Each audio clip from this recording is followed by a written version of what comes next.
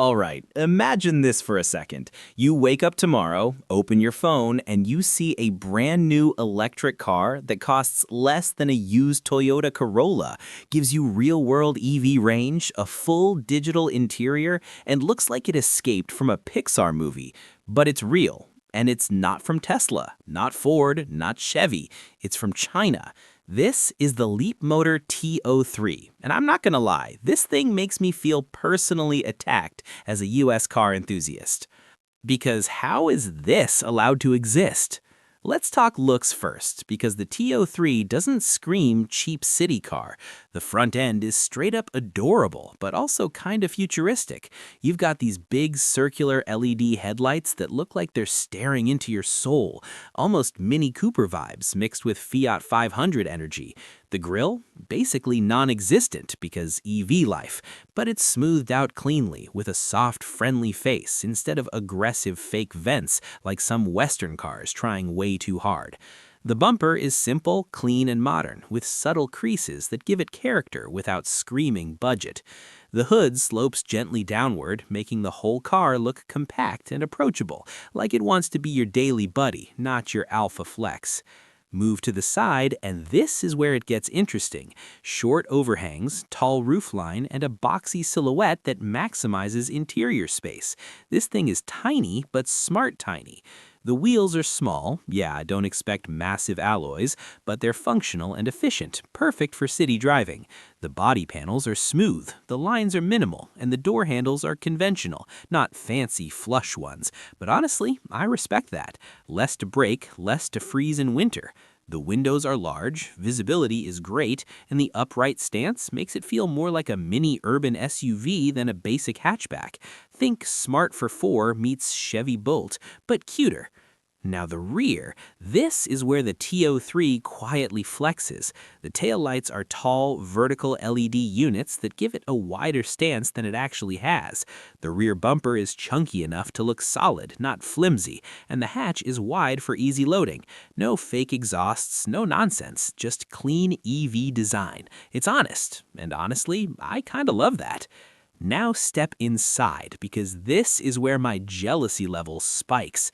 You open the door, and instead of a sad plasticky cave, you're greeted with a fully digital cockpit. A digital instrument cluster sits right in front of you, crisp and modern, showing speed, range, battery info, everything you actually care about.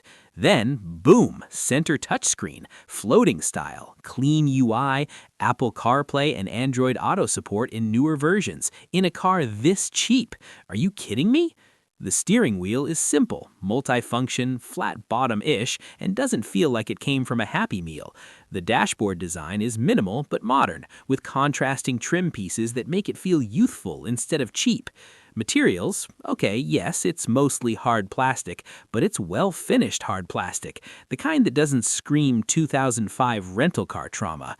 Seats are surprisingly comfy, fabric well-bolstered for a city EV, and supportive enough for daily driving. Headroom is excellent because of the tall roof, and legroom up front is totally fine, even for taller drivers.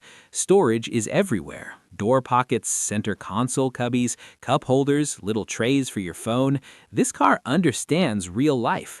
You even get climate control with a digital interface, not old-school knobs ripped from a lawnmower. And the tech, man, keyless entry, push-button start, app-based remote functions. You can check battery status, lock, unlock the car, and precondition the cabin. Again, this thing costs what Americans spend on dealer markups. Size-wise, this is a 4-seater, not pretending to be a family hauler, but for urban life, it's perfect.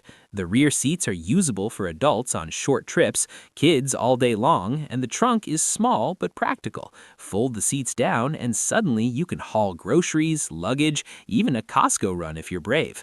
Hidden storage under the trunk floor adds extra practicality, and the wide opening hatch makes loading easy. This is city living done right.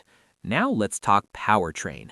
The Leapmotor T03 is a fully electric vehicle, rocking a battery around 36 to 41 kilowatt hours depending on version, giving you roughly 260 to 280 kilometers of real-world range, and even more on the city cycle. That's more than enough for daily commuting, errands, and weekend cruising. The electric motor puts out about 108 horsepower, which doesn't sound wild, but remember, this thing is light. It's quick off the line, zippy in traffic, and feels way faster than a gas car of similar size.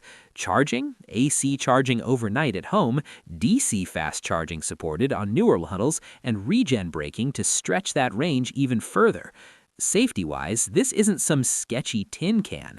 The body structure uses high-strength steel. You get multiple airbags, ABS, ESC, traction control, tire pressure monitoring, and driver assistance features like lane departure warning and automatic emergency braking in updated trims. In European markets, it's gone through proper safety testing, and while it's not a 5-star luxury tank, it's absolutely competitive for its class, way safer than the $3,000 beaters most people start with. Alright, pause for a second. If you're enjoying this breakdown, smash that like button because YouTube needs to know more people want to see cars like this, and hit subscribe if you don't want to miss the next mind-blowing Chinese EV that might just put Detroit on notice. Now, price. This is where the mic drops. In China and some European markets, the Leapmotor T03 comes in at around $10,000 to $12,000 US. Let that sink in. That's less than a used Toyota Corolla with 120,000 miles and mystery smells. Less than a base Honda Civic down payment for a brand new electric vehicle with tech, safety, and style. So here's my question for you. Would you rather have a used gas Corolla or a brand new electric Leapmotor T03? Be honest. Drop your answer in the comments. I read them all. What do you think? Future city car legend or future flop?